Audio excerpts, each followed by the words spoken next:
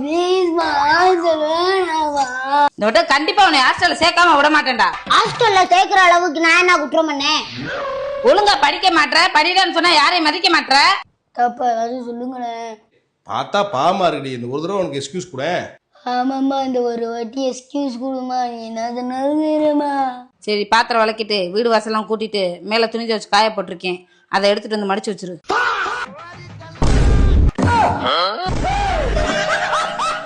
பா, பஸ் மட்டும் ஏற்றி விடுங்க. எங்கடா போவ? நான் எங்கேயாச்சும் போய் பொழைச்சிக்கிறேன்.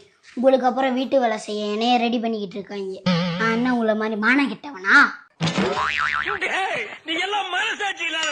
இது எந்த ஜென்மத்திலும் நடக்காது.